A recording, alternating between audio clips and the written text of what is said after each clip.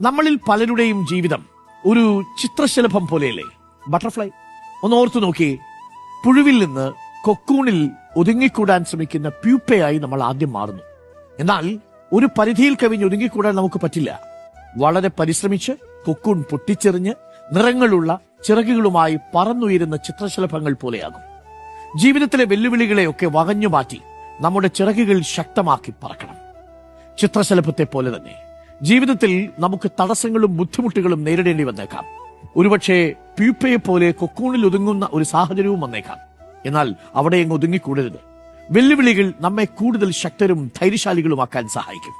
ജീവിതമെന്ന പൂന്തോട്ടത്തിലെ ചിത്രശലഭങ്ങളാണ് നാം എല്ലാവരും. ഒറ്റ രാത്രി കൊണ്ടുണ്ടാകുന്ന മാറ്റങ്ങളല്ല, വിവിധ ഘട്ടങ്ങളിലൂടെ കടന്നുപോയി മാറ്റങ്ങൾക്ക് വിധേയമായാണ് രൂപപ്പെടുന്നത്. We delight in the beauty of the butterfly, but rarely admit the changes it has gone through to achieve that beauty. നമ്മൾ ചിത്രശലഭത്തിന്റെ ഭംഗി ആസ്വദിക്കുന്നു, എന്നാൽ ആ ഭംഗി കൈവരിക്കാൻ എത്രയെത്ര വലിയ മാറ്റങ്ങളിലൂടെയാണ് കടന്നുപോയതെന്ന് അപൂർവമായി മാത്രമാണ് അംഗീകരിക്കുന്നത്, ശ്രദ്ധിക്കുന്നത്. വിഖ്യാത അമേരിക്കൻ കവയിത്രിയും പൗരാവകാശ പ്രവർത്തകയുമായ മായ ആഞ്ചലയുടെ വാക്കുകളാണ്.